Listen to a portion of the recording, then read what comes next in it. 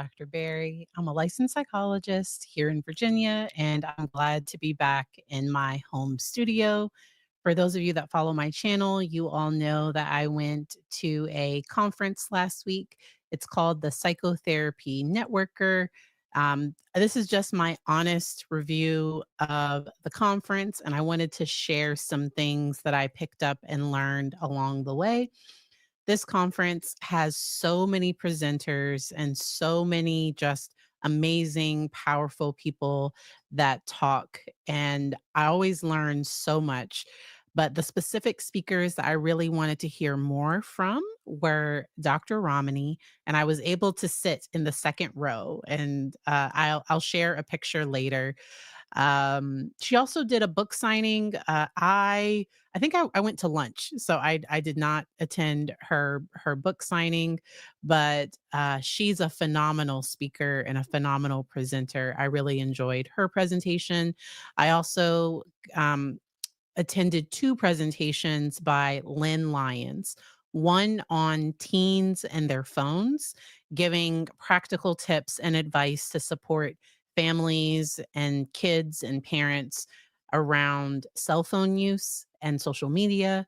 And then I also attended her training on depression and anxiety in teens, because that's something that I really work a lot with. And there were some keynotes, and this year the keynotes, they were okay. But I'm just excited to share a little bit of this. And then for those of you that are here for the true crime coverage, I'm going to do a what's it called? I'm going to do timestamps later, because I do want to talk about two cases. One is a past case that the interrogation has been going around YouTube now. And then also a case that's starting, I think, this Friday. And it's going to be a not guilty by reason of insanity case. All right. So going back to the conference. Oh, wow. Where to start? Let's start with the theme of the conference was about braving new conversations from problem solving to deep healing. And when they planned this conference, they didn't know like what the state of politics and the world, because a lot of things that we talked about is, as a therapist, how do we help our clients navigate this difficult, this kind of polarized political environment that we're in. And I think there is a way to approach things with empathy and with curiosity, and to still advocate for things that are important to people. And then being able to take a step back and then also support people that are trying to stay in relationships with people. Because I think sometimes what can happen is, if we only stay in our separate corners and we never try to have conversations across the aisle, we don't get to realize that a lot of people have more in common than different, but sometimes they're approaching things from a different perspective. And an example that was given was one of the, I think it was because I also attended a training on having conversations about race and addressing defensiveness and emotional reactivity in racial conversations. And one of the examples the presenter gave is two people on complete opposite sides. One person had a life experience of growing up in foster care and had a really good experience. And now they are an advocate for additional funding going to social services. Someone else on the other side of the aisle could have grown up in the same foster care system but fell through the cracks, and really they want to, have less government control, or they want to have less funding within this same system. And so two people can have similar experiences and have different beliefs or outcomes based on that. But when you kind of get to listen and hear why people think what they think, that's where we can kind of start to see where do we go from there. And it was great to just be around. So there are more than like 2,000 therapists that attend this conference in person. We all converge on Washington, D.C. And when you're walking around the conference, when you're going to lunch and you're going to dinner, almost everyone is from the conference. I'm sure the local businesses, they probably get a lot of business during that time, but it can also probably be a little bit overwhelming. And so welcome everybody that's in the chat. Dr. Ramani has videos on narcissistic parents that have helped you process a lot. Yes. And so she is so let's go there next, cuz I was thinking about where to go. Uh-oh, there we go. I'm moving my things around so I remember what to talk about. All right. So before I go to that one, there's one other, excuse me. Okay. So I wanted to share this screen. I'm gonna make myself a little bit bigger. Here we go. And so there were some good quotes from the conference, and one of the quotes was that a sometimes there are two opposing views, and we try to problem solve it instead of learning to manage the paradox that we're holding. Yeah. So I had so much fun in DC. That's a whole other conversation. I had some really good Thai food. I had some Chinese food. I've been to the Lebanese restaurant around there. I've also been there's an Ethiopian restaurant too. Last year, I went to the Ethiopian restaurant, but I did not get to go see the cherry blossoms because they have the cherry blossoms festival. I did not head downtown for that. But getting back to this quote, that sometimes we have to hold opposing thoughts, and instead of trying to solve the problem, sometimes we have to manage the paradox that we don't agree, we're not on the same page. How can we still be respectful of one another? And um and so there's a lot of love for DC in the chat. I've never been to Ben's Chili Bowl. I've never been. I'm not a huge chili person. I will eat it, but I'm not like a huge chili person. Um, and then I've never been there either. I also like National Harbor, so that's another local area. It's technically Maryland, but because DC, I do not drive in DC because they have half streets. Washington DC. So in New York, it's in a grid and it's understandable. It's like 11th, 12th. Like you can understand how to get around it. Washington DC has half streets, and I'm just like, no, they're weird. No. So I I take the metro or I get a Uber because I'm just no, I'm not I'm not driving around DC. But all right. So that was really impactful. I'll go ahead and share this tab because this is going to be a new book coming out. I probably will check it out. It was by one of the speakers. 10 rules for raising kids in a high tech world. And as those resources come out, I will definitely share them. But this was me in the second row getting to listen to Dr. Ramani and also Wendy Bahari. And I apologize if I'm saying that wrong. And I'm going to check out because she has a book on disarming the narcissist. And her practice, because Dr. Ramani mostly works with, I'm gonna make this picture a little bit bigger so y'all can see it's, and yeah. Um, but Dr. Ramani mostly works with survivors of this type of harm, the people that are the victims. She does work with individuals that have narcissism, but that can be very triggering for her. She's very open about her own experience being the victim of that type of harm. And so she gets her own therapy. She has to do consultation in order for her to make sure that she's not having transference, counter transference that she's not getting, that she's able to manage the situation appropriately. She mostly works with survivors. That's something that she mentioned. But Wendy, a large part of her practice is working with individuals that have narcissism. She works with couples, and then she does individual work with both partners. And her goal is to find the child, the little person, because she said that she has them bring in baby pictures from when they were young, and she was like, "That's an assignment that they always do." Somebody that like, so when you ask them to bring in baby pictures, pictures that of their proud moments of from when they were kids, they will find those pictures and they will bring that in. Because her approach to it is that often there have been defenses that have come up. There's this inability to accept responsibility to because of the shame that comes up, that there's this self-protection.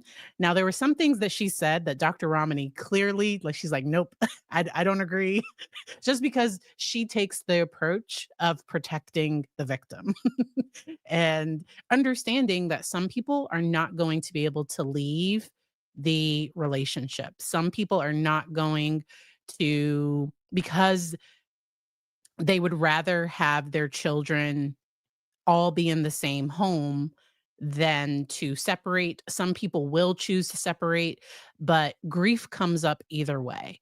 And that's something that I've seen even in my own clinical practice, that the family court system, there can be a lot of injustice that happens in that system, and it can be difficult for families to navigate. And I think it's because she's an expert in this. The Wendy, that she is, and then maybe couples find her. She said that they often come because somebody else wanted them to be there. Uh, and but Dr. Ramani brought out a great point, that it can sometimes be this misconception that individuals with narcissism, that they don't express empathy, because sometimes there can be this performative empathy. It looks like empathy, but there's no depth to it. Like, it's okay, I know I should do this in this situation. So they're able to perform empathy. But then if they don't get their way, they'll revert back to some of those harmful tactics. She also mentioned cognitive empathy, the idea that I understand that this is how somebody else can feel in this situation, versus that deeper emotional empathy, actually feeling what other people are feeling. And I had never heard it broken down that way. I'm like, I took so many notes. Let me pull up my notes from the talk, because they just sat on stage and they just shared their information, and they just had a conversation. Two top experts in this field, which is why I really enjoy this conference. The session started with the question: does the narcissist know that they are causing harm? And I thought that was a unique question, because sometimes people will that'll be something that my clients want to know. Like, do they really get the harm that they're causing? And in most situations, especially when it's happening behind closed doors and it's not happening out in front, it's not happening at a restaurant, it's not happening in public. Uh, Sometimes there are definitely people that get, oh, I shouldn't do this in front of other people. And so their response was, that's why there is gaslighting. That's why there are all of those behaviors to try to cover it up. But it's very difficult to get that accountability that, yes, I caused harm. It's very difficult to get an apology that's authentic. That's not a manipulation to try to cover up that harmful behavior. That's not a part of that harmful, toxic cycle of harm. Um, We talked about the empathy. They also mentioned that there can be survival adaptations, and that they both talk about that, yes, even if this individual has their own history of trauma, that um, that it might not be your fault, but it is your responsibility to heal. And I've heard that quote from Will Smith as well, and it's probably some other people that have said it too. That yes, what you experience, childhood trauma, it's not your fault, but it is your responsibility to not cause additional harm, because often that's the disconnect. The person, especially the vulnerable narcissist, the person that is the perpetual victim, they will get stuck in just like, I've had it so hard, you don't understand, when you're trying to hold them accountable for their behavior. And they also talked about individuals with narcissism weaponizing therapy, that sometimes therapists have to be very careful when they are doing work, and they might recommend that somebody seek therapy, because if the therapist doesn't really specialize in this type of work, they could get pulled into the harmful cycle, where the individual with narcissism, that they are saying, going back to their partner or to their family saying, my therapist said I need to set boundaries with you all, and so I'm going to say no to everything. Or so the individual with narcissism can sometimes twist a therapist's words and use that as a dagger back to their family later. And I've even heard situations where in therapy, especially couples therapy, a therapist that maybe isn't skilled in navigating those types of relationships might side with somebody with those traits, and things kind of come up. A great question came up, where what happens when somebody has a partner with narcissism, and the person that doesn't have narcissism, that they have an affair, because couples therapists can definitely see that, where the narcissist actually does have a legit complaint, like there is something that happened, there was a betrayal in the relationship. They often won't, because sometimes what's happening is, when there's that betrayal, sometimes that other partner, I'm not saying this to excuse any behavior, but for a person that's being emotionally, that's being harmed in this way, sometimes they might seek support outside of the relationship.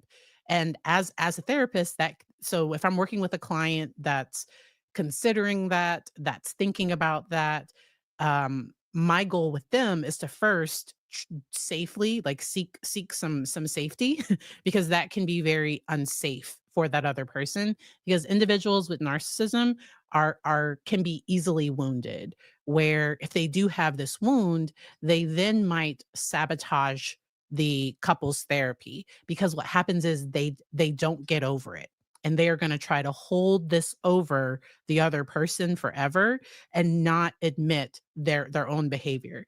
Because a general question came up of, like, as a therapist, how do you handle it when maybe that partner is the partner that has some narcissistic traits, when they start, yes, they were wronged, but in session they might be getting, verbally or emotionally harmful, or like when their when their traits are causing more problems.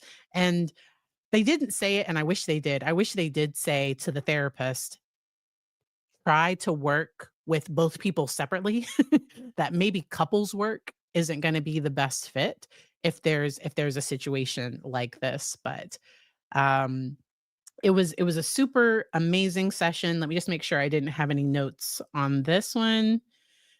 Um, they also talked about post-separation harm, that if somebody does decide to leave a antagonistic relationship, because that's sometimes the word narcissism can get overly used, And so Dr. Ramani talks about antagonistic relationships, and she repeated her thing that there's no such thing as healthy narcissism, because often when people describe healthy narcissism, they're talking about healthy ego. They're talking about an intact self-esteem, because all the things clinically that we use to describe narcissism, there is that lack of empathy. There's no good way of expressing it.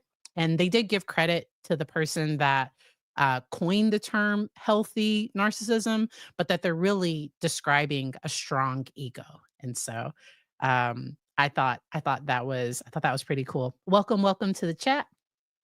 And then can definitely see somebody with narcissism using the cheating situation for their reasoning to continue to torment their partner. And yes, um, in general, sometimes I've had to terminate therapy with somebody if I was trying to support the partner in a situation like that, because sometimes there would be a lot of sabotage happening to like our sessions by the other individual. And so because sometimes the person that they can be like, why does the person that had the affair, why do they need help? Like, what do they need help with? Like they can start to turn on them and almost get offended that like I'm the one that's hurting, I'm the one that's in pain, and completely miss everything else. Hey, mama. All right. So let me know if y'all have any general questions about this. And Lisa, I am going to talk about the Mia. Y'all know I'm bad with names, but I have it queued up. I am going to talk about that case at the end.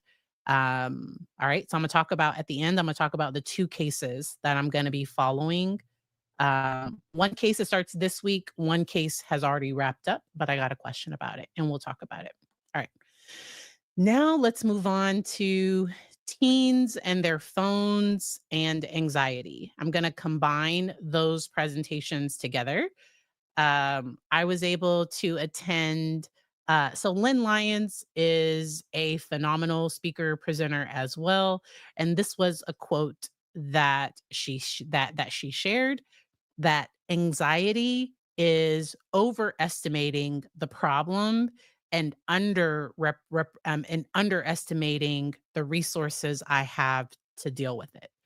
Now, we're talking about unhealthy anxiety. So, this is distress, not healthy levels of stress. Because let's say I'm a federal worker that's on the list of potential jobs that might get cut. Having some stress about that would be my body's normal system, but distress would be not being able to eat, not being able to sleep, so hyper focusing on the things that are out of my control, because anxiety wants certainty and comfort or control. I'll say that again. And this is Lynn Lyons. This is her work. I have a link to her podcast that I'm going to share. It's in the description and I'm going to share it later too. But that anxiety wants comfort and certainty or control. And our world, we're not always going to be comfortable.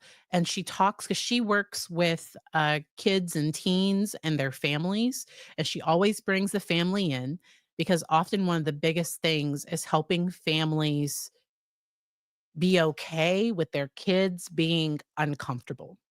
And when we talk about being able to tolerate discomfort, it's not saying that, like, if my kid is being bullied at school, then I'm gonna sit back and do nothing. No.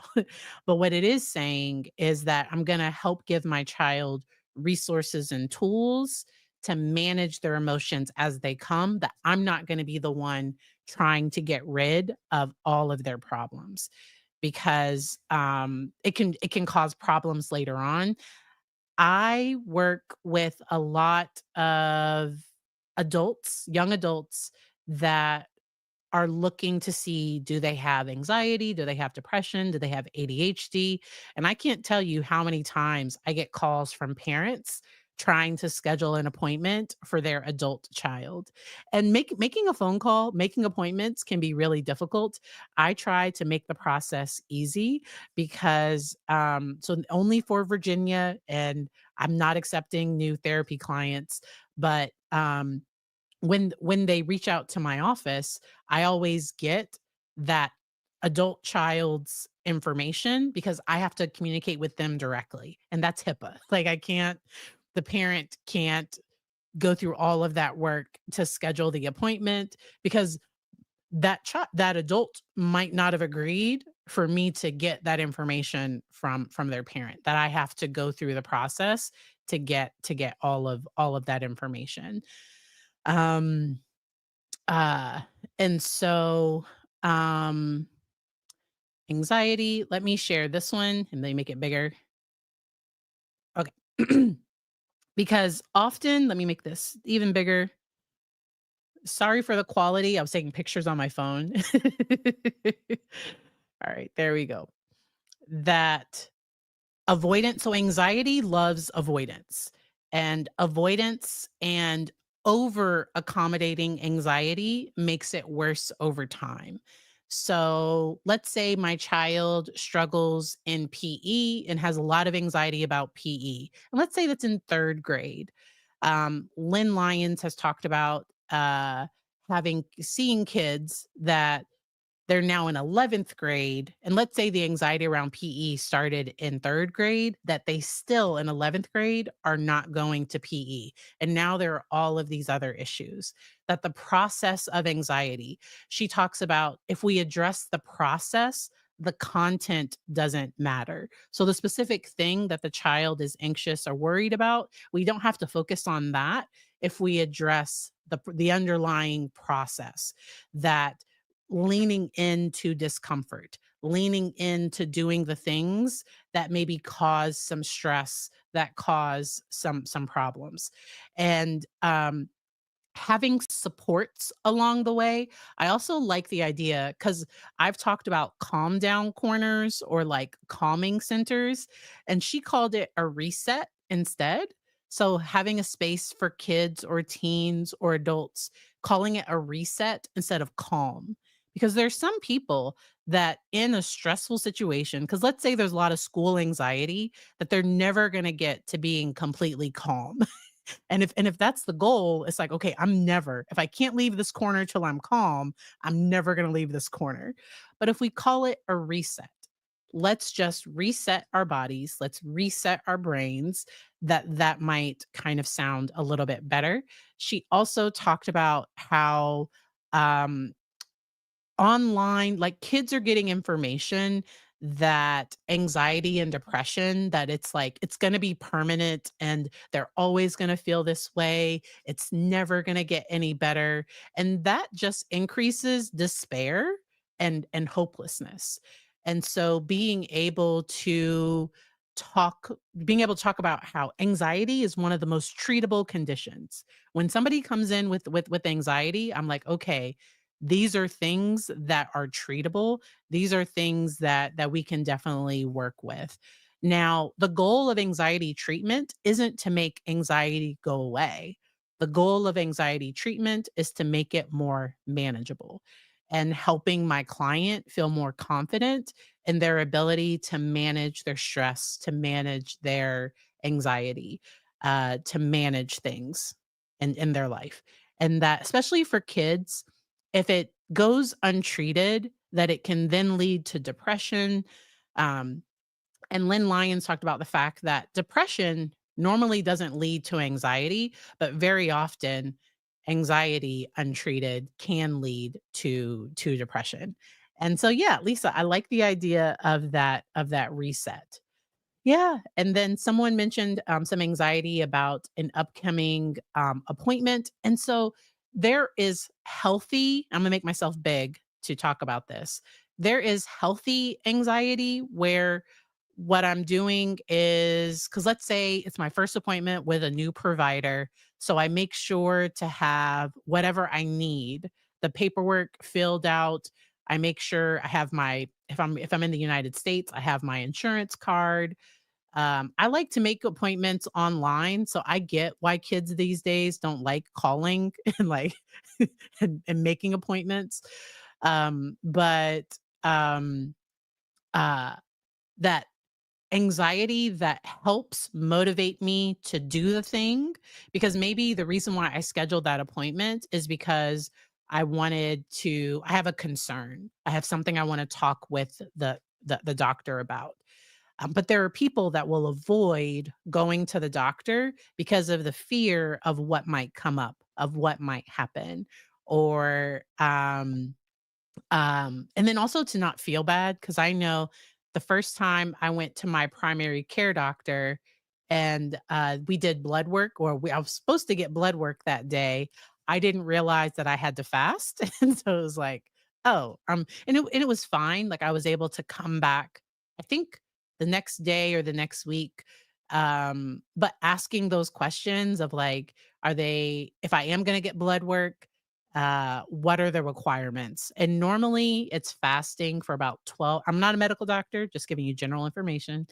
And white coat syndrome is real. And so the first time they take my blood pressure, it's normally higher. And so if they take it the first time and it's 160 or higher or 150 and higher, I ask them to take it a second time. Uh, and you can do that. So if they take it at the beginning of the session and it's high, I ask them to take it a second time. And normally for me, it would bring me back to a normal range pre 2025. I've mentioned to you all, I had to get like a home blood pressure cuff, and everything's fine. So in the evenings, I have higher blood pressure. So I'm doing lifestyle changes to help manage stress, manage anxiety. Because sometimes your brain, you're saying, I'm fine. Everything's fine. But your body is saying, I'm stressed. I need you to move your body. I need you to, you know, you know, do the right things. And so making sure that you're taking care of you. As a parent, I have to make sure that I put my mask on first and um settle and take care of me, which is why, like, so this past weekend, so I went live last week on Thursday and Friday, got back from the conference Saturday night, and I knew I was not going to try to go live on Sunday. I could have, but I was like, on Sunday, I've been away from my family. I just want to hang out with my son, go grocery shopping, do the laundry, and that's not self care. That's that's the things mom has to do to get ready for the week. But if I had the thought, oh, I also need to go live on YouTube, that would have just been like, so I just took care of me. And I try to model that for you all.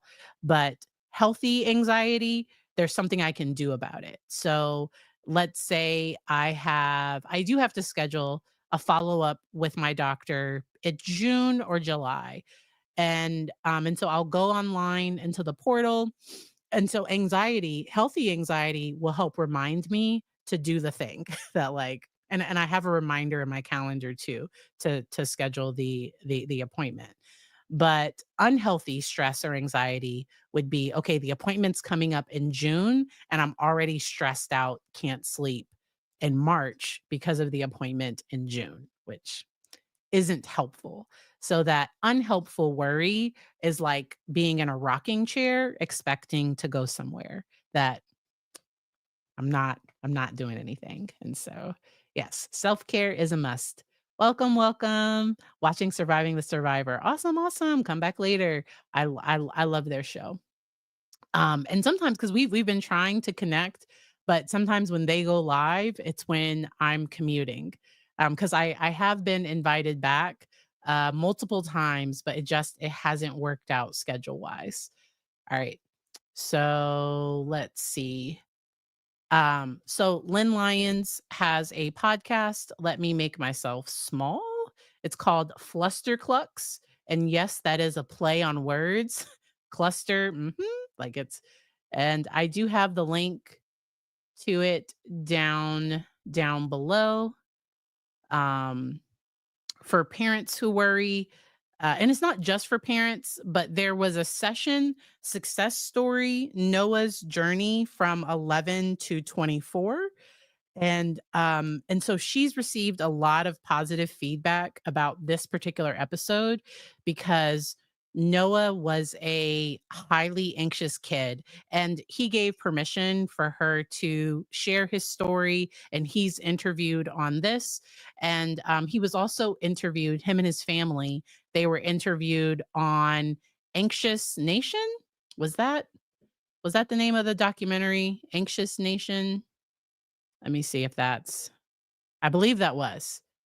I wanna yes, I wanna say it's Anxious Nation was the name of the film. Um, and it talks about this different approach, how she encouraged him to do the things that were hard and he did it, and how it's helpful. How now he's living the life he wants instead of listening to his anxiety. And that's something that her work was really eye-opening, because what it did was it helped me give clients a language that anxiety, if I listen to it, it's going to keep me from doing the things I like to do. So when I go around new people, I have a little, it's not a lot, but I have a little, because my chest just started to like, so like when I get around new people, there's a little bit of anxiety of like, am I gonna fit in? I'm kind of quirky, I'm kind of odd, but not in like, and I love being interesting and unique. I think normal is boring. And so when I'm around a new group of people, like there can be a little bit of stress that pops up. But I am an extrovert. I love talking to people. I love meeting new people. And something that I have to do that goes against my anxiety is just introduce myself to the person sitting beside me. Hi, especially like at a conference. So at a conference, we're all just hanging out. We're all like we're here to network and meet new people. And so like that's a situation where it's completely normal to just speak to people. Now, at the grocery store, you it's fine, but like there are other situations where it's not as like it can be a little bit you might get judged. And that's the thing that Lynn Lyons also talks about is that sometimes the person's fear, it might happen. Because a person with social anxiety, their biggest problem is not social settings, it's judgment. It's not wanting to be judged by people in those social settings. It might not be the actual social, it's that the person doesn't know what to do or the fear of being judged. And we live in a world where people do judge people. And so something Lynn does that I've never done, and I think it might have been to Noah. She told him to go to a bagel store and order a pizza so that he could experience, because when you walk into a bagel store that does not sell pizzas and you ask to order a pizza, they're gonna look at you like, but that was something to combat his anxiety of like, "Ooh, it's hard for me to do this." Something I've done with clients is sometimes I've worked with clients that don't order for themselves, and the apps have made it really easy. So, every Friday we go to one fast food restaurant, and, I'm able to mobile order. I'm able to scan my phone. All the person has to do is give me my food. That's all they have to do. As my kiddo gets older, like I'm gonna have, and I think even now, sometimes when it's I have my kiddo order, he's 7 years old. He's old enough that when it's his turn, he's able to say he wants the macaroni and cheese, a Sprite, and because that's what if we're going out, he's most likely eating macaroni and cheese. When we go, so we don't do soda, it's fine. So, but when we go out, he might get a Sprite, and, he's probably gonna get some type of dessert, whatever the little kids menu dessert is, and he's old enough to do those things that, I've worked with 15, 16, 17-year-olds, even adults that have a ton of anxiety about ordering for themselves. Something that happened at the conference, and I almost forgot about it. I was planning, so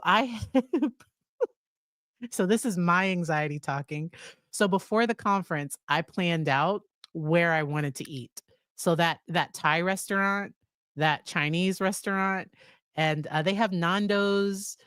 There were a few other places around, but I had scoped out where I might eat lunch and dinner.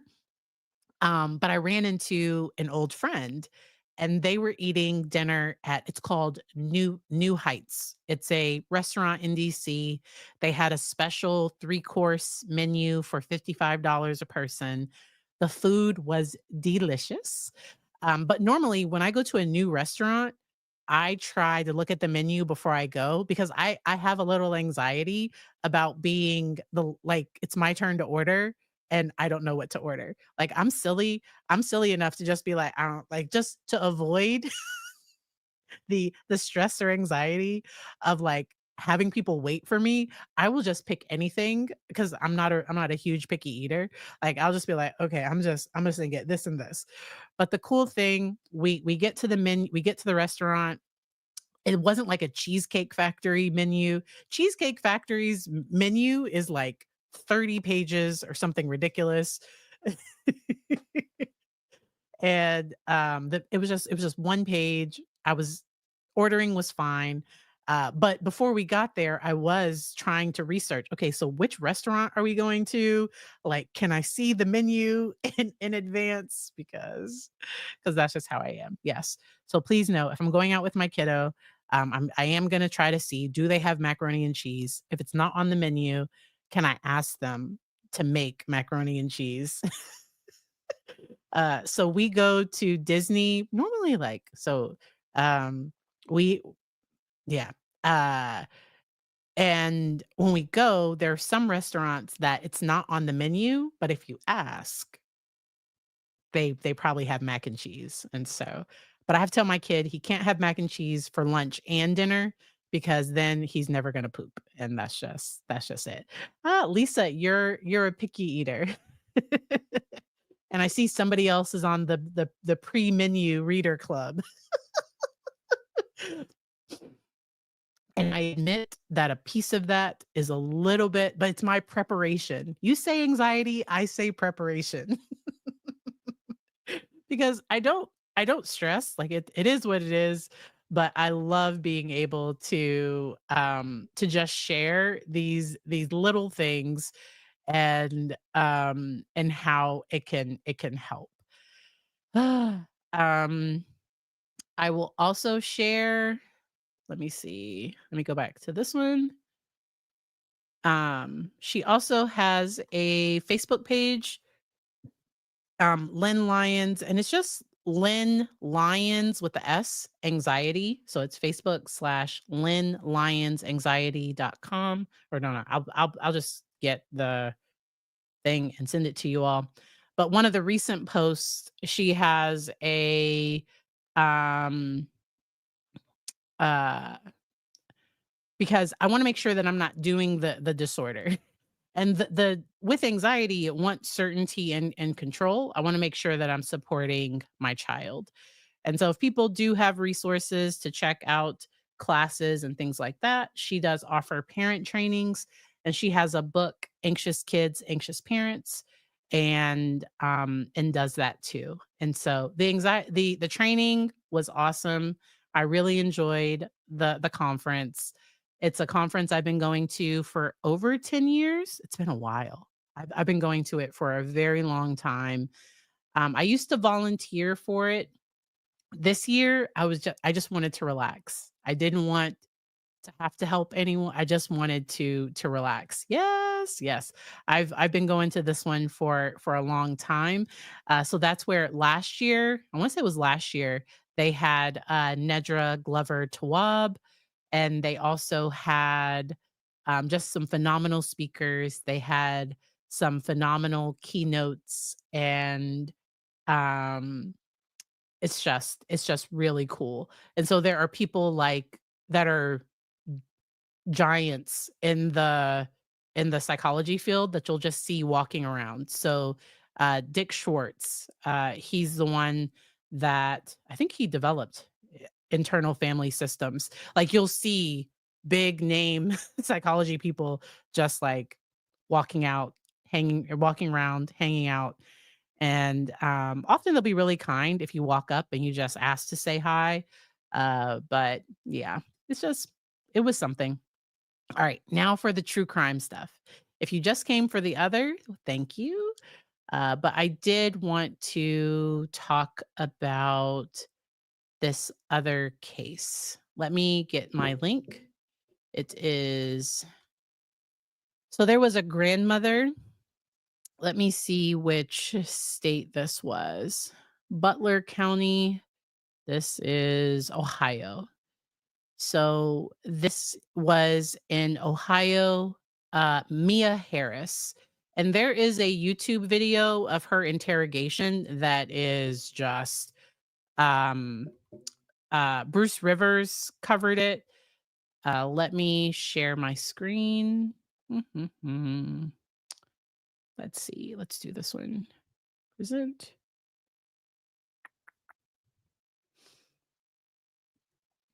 All right.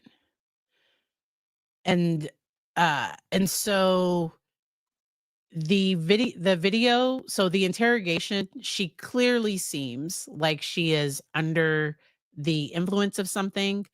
And she, I think, initially tried to see if a mental health defense, because she pled not guilty at first.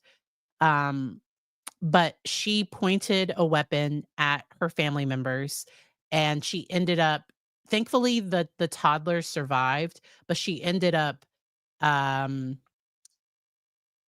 firing and injuring her granddaughter. And thankfully, like I said, the child survived. The child's mother talked at her sentencing.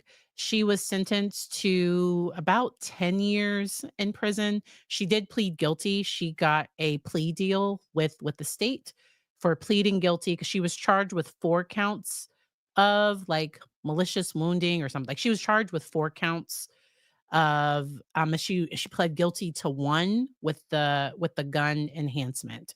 And so she was sentenced to a total of around 10 years. And if anything ever happens to the child due to her injuries, she can have additional charges down the road. Hopefully the child recovers fine and does fine.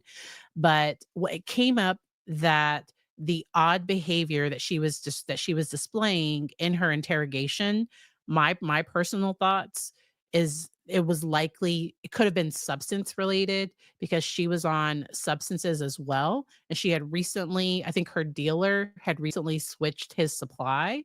And they also mentioned some life stressors as well. Her attorney tried to say that she snapped. Not sure what happened, but there can be a substance induced psychosis. Um, Not sure exactly what was happening in her situation, but it was just the interrogation video. At one point, she starts so an evangelical feel like it's called speaking in tongues. Like she starts speaking, and then she starts doing very odd, strange things, and it seems like she's in an active psychosis. I will play just a little. Let's see. Because y'all are probably like, it can't be that. It is very, very odd. The Liberty Township grandmother who shot her own 5-month-old grandchild was in court this morning to be sentenced after pleading guilty. This was the scene last December. The sheriff's office says that Mia Harris shot the baby and shot the child's mother. This is video of her being arrested. Today, both of the victims in the case were in court. Ken Brown was there as well as the mother of Harris' grandchild addressed her directly. And some powerful words coming out of the woman that once lived with Mia Harris and shared a home with her and actually called her mom. I just want you to know that you changed Myra's life forever. And what you did was wrong to my daughter. That's young Myra's mother addressing Mia Harris in court after she pleaded guilty to felonious assault. Prosecutors say last December, Harris pulled a gun on the young mother and tried to shoot her. You shot my daughter. You stood over me with a gun and made me plead for my life. I never called you Mia Harris a day in your life until you held a gun to me. And I had to plead for my life, and then you shot my daughter in front of me. Prosecutors say the victim in this case used to call Mia Harris Mom, but concerned with a gun pointed at her, she called her Mia. And that's when Harris turned the gun on the victim's daughter, her own grandchild. You had a gun over me, and I loved you. You hurt me. You hurt my whole family. You hurt everyone back there. Prosecutors said in court, Mia Harris regularly smoked marijuana and that in the weeks leading up to the shooting, her family reported her acting more and more erratic. This is video of her before she was questioned by police. Prosecutors say at the time she was smoking more often, and the strange behavior coincided with a change in her supplier of marijuana. In court, Harris's attorney discussed mental health issues she faced and the recent changes that happened in her life. All right. So, and there is body cam footage. Once again, that case, it's Mia Harris, and I know Bruce Rivers recently covered this one. I think last week covered this one. This case was from about a year ago. We aren't sure if it might have been laced with anything, or because my thoughts would go to like PCP or something. Like, was it potentially laced with something, which would not excuse that would not excuse anything. And some people can just they can have substance induced psychosis that can be triggered by cannabis, or so it can be laced with nothing, and it can trigger a mental health crisis. So to my knowledge, there was no evidence that it was laced with anything. um they likely did like a screening. I don't know how cooperative she was, her attorney. And then I think voluntary substance use in most states doesn't, it's not an excuse. And it can sometimes hurt the mental health defense if somebody is also on substances. So I did not follow this one closely, but I did do some background and some research after this case was recommended. All right. So another case that I'm going to be covering, it's a really, really sad case, trigger warning for death of a child. It is the Bannock. I might be saying that wrong. It's Bunnak, Bannock Hannah Landon case. This is the stepmother that is charged with unaliving her stepdaughter, and trigger warnings, placing her in a bucket, I think with some type of solution, and placing that bucket on the mother's porch. And this case is really sad. And somebody said in the comments that there may be a mental health defense, that they might attempt not guilty by reason of insanity. And so I'm definitely, this trial starts on Friday based on the email I received. I received an email that said that this starts on Friday. So I'm going to keep an eye on this case, and we'll likely cover this one on Saturday. Um, Really, really sad one. My heart breaks for the family. It's my understanding that the stepmother and the mother, that they might have had an altercation like years ago. Um, uh, and not that anything would ever, because this was an innocent child that got caught in the middle of all of this. And so, yeah, the Landon Bunnock one, this is out of New Orleans, Jefferson Parish, and the child was 6. Bella Fontanella, but Bella Fontanelle. I might be saying, y'all know me in names, but her name was Bella, and she was 6 years old. And, really, really sad. The defendant in the case has underwent, uh, multiple capacity, um, competence to stand trial evaluations, and she was found competent to stand trial. And, I think her attorneys might have wanted her to be found incompetent at one point, but 'cause I think her attorney appealed it, so I'm not completely clear if she was found competent and the attorney didn't want that, or if she was found incompetent and the attorney appealed it. But as I was researching this one, it looked like there was a history of, multiple mental health evaluations, and competence to stand trial is just, do you understand who your lawyer is? Do you understand what the different options are? Guilty, not guilty by reason of insanity? Do you understand who the judge is, the rules of court? Do you understand that you have to talk to your lawyer? Your lawyer is there to help you.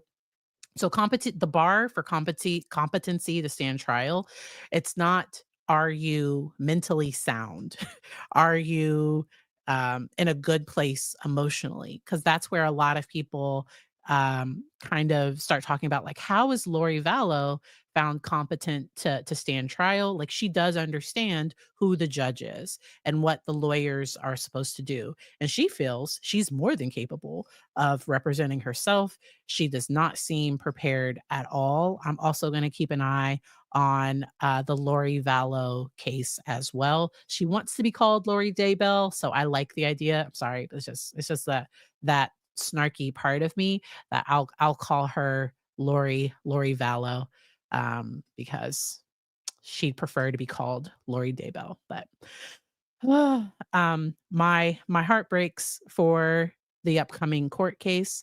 Somebody else mentioned liking to call her Lori Vallow too.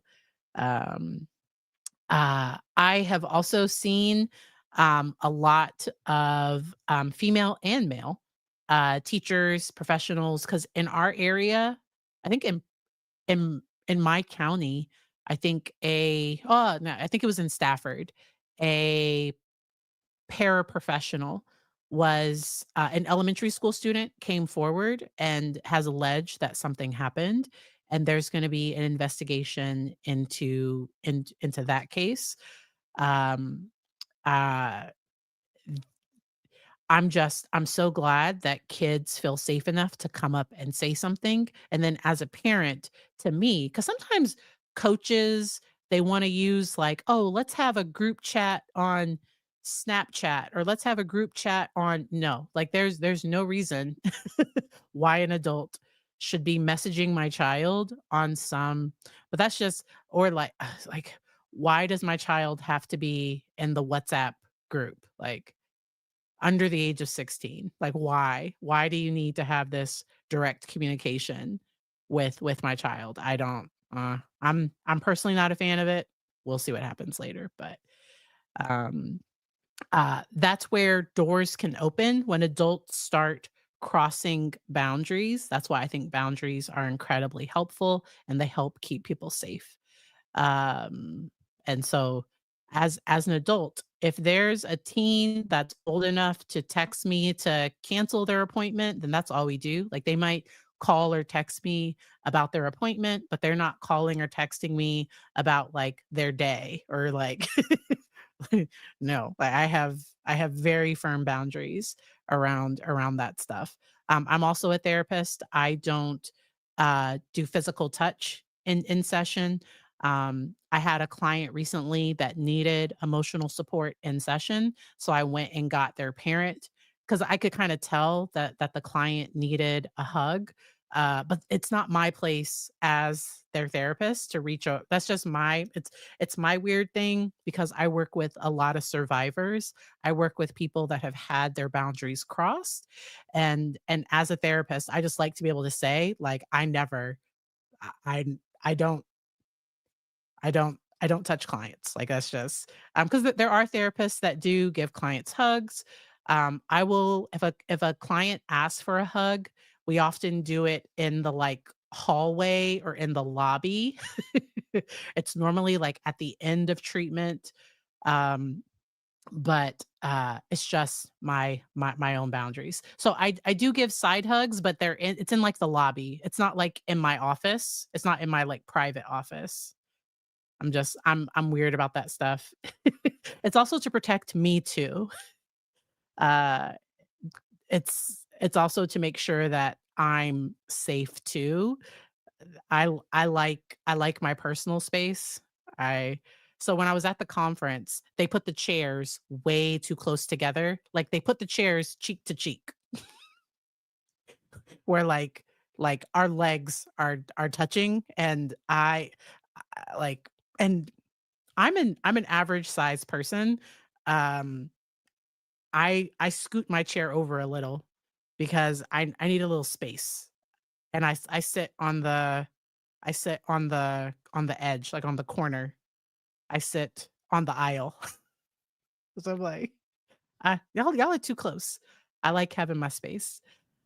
So I'm gonna go ahead and eat dinner. I need my personal space. I need it. I need it. Now with my husband, I invade his personal space with his permission all the time. My son, he's able to he's but I'm able to ask for my space when I need it, but my son is able to invade my personal space. My mom, but, like, random people, no. Mm-mm. Nope. We're we're not that close. And then I have a friend that does something called cuddle therapy. She works out in Chicago, and there are people that it is their job to just, like, and it's not like it's non-sexual, like, it's just a hug. Like, cuz we know that just physical touch can be very healing. It can be. Because of my work, I'm just not going to be that person, and she has safety and things, but, like, there is a thing called cuddle therapy that's just it's not gonna be Dr. Barry. It's not gonna be me. Alright? I'm gonna go feed my kiddo and feed myself. I hope y'all enjoy the rest of your evening. I will see y'all next time. Thank you for being here. Bye.